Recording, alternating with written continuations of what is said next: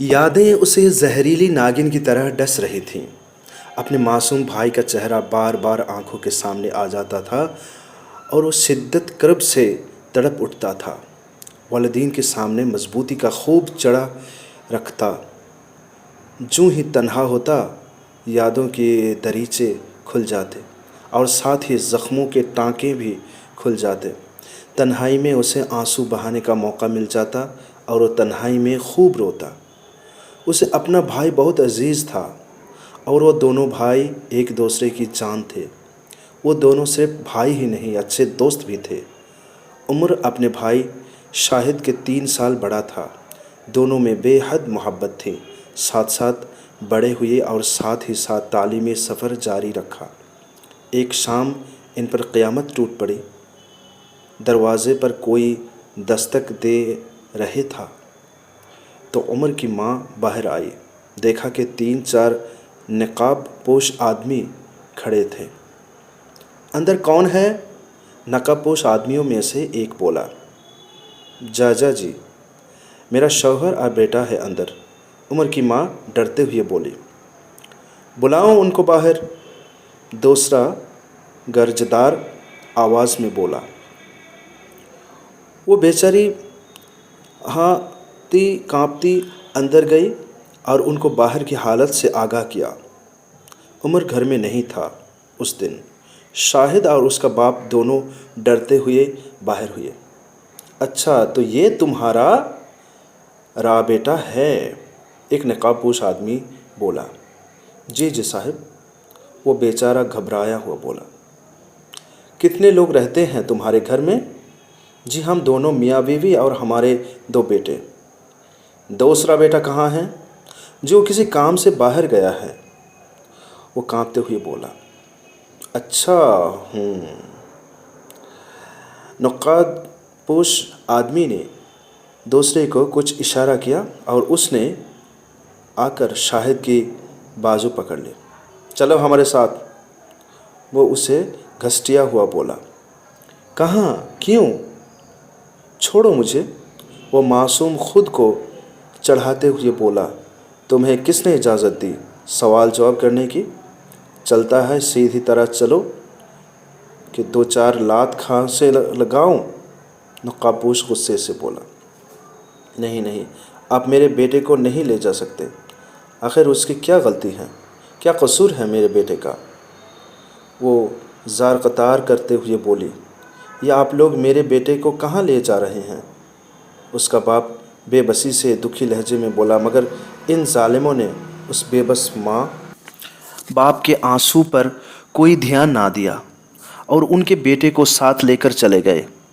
وہ دونوں میاں بیوی روتے بلکہ رہ گئے اور عارضی کرتے رہ گئے۔ عمر جب گھر پہنچا تو ساری بات سن کر کلیجہ تھام کر رہ گیا۔ آپ نے چھوٹے کو کیوں ان ظالموں کے ساتھ جانے دیا؟ وہ ہاتھ کے پست سے آنسو صاف کرتے ہوئے بولا۔ ارے ہم ان ظالموں کے آگے بے بس ہو گئے تھے، کیا کر سکتے تھے؟ نہ جانے کہاں ہوگا میرا بیٹا، ماں روتے ہوئے بولی۔ تینوں نے بہت ہاتھ پیر مارے مگر شاہد کا کوئی پتہ نہ چلے سکا اور تیسرے دن اس کی لاش کسی سیب کی باغ میں ملی۔ لاش جب گھر پہنچی تو قیامت ٹوٹ پڑی۔ ایک قہرام کا سامج کیا۔ وہ دونوں میاں بیوی 2 جوان بیٹے کی لاش دیکھ جتنے جی مر گئے، کوئی ہوش نہ رہا۔ جو ان کی اولاد کی موت کا غم انہیں زندہ لاش بنا گیا۔ عمر خود اندر سے ٹوٹ کر بکھرا گیا تھا مگر اپنے والدین کو تسلی دیتا رہتا، ماں اب نہ روئیں زیادہ، اب مکی طبیعت خراب ہو جائے گی۔ شاہد کی عمر اتنی ہی لکھی گئی تھی،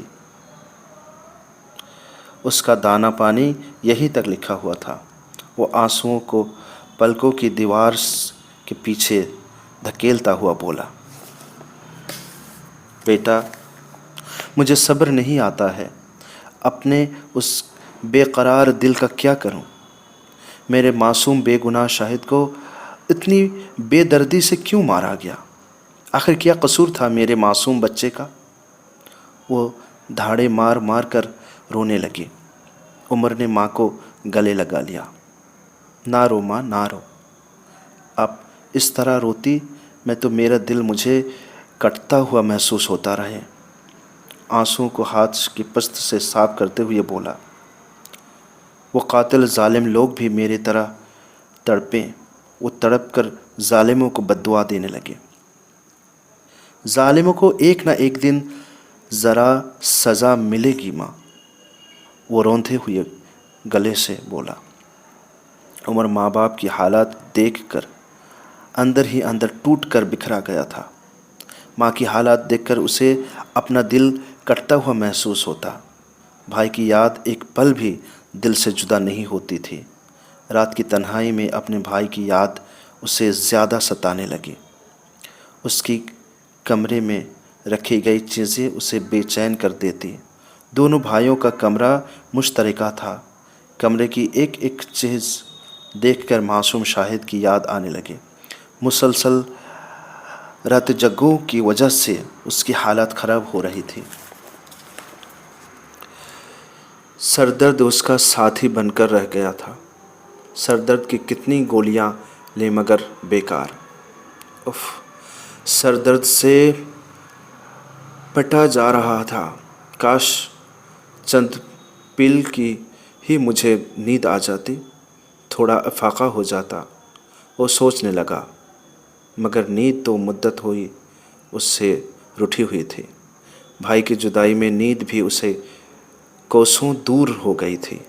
माँ बाप की हालत देखकर वो खुद दिन में कितनी बार टूटता फिरता, दुखी ज़ख्मी दिल पर सब्र के मरहम लगाता, मगर दुख जब दिल में सरयत कर जाता तो दिल को समझाना मुश्किल हो जाता है। वो सोचता कि मेरे सिवा इनका कौन है, तो मजबूती का खोल खुद पर चढ़ा लेता। दिल अंदर से तारता था, फिर भी वो अपने माँ बाप को तसल्लियाँ देता। उन्हें समझता था कि मौत के आगे हम सब बेबस हैं। शिद्दत करब से वो तड़प रहा था तो उसे याद आया उसकी माँ नींद की गोलियां लेती है, जो कि डॉक्टर ने आराम के लिए दिए थे। उसने सोचा आज वो भी नींद की गोली ले नींद से थोड़ा आराम आ जाएगा। मुसलसल रज्जगे की वजह से जो दूसरे दर्द सह रहे थे, हो सकता है उसमें कमी आ जाए। ये सोचकर वो वालिदैन के कमरे में गया और दराज से नींद की गोलियां निकालने लगा। उसकी नज़र माँ के चेहरे पर पड़ी। किस कदर करब ज़्यादा चेहरा हो गया था माँ का।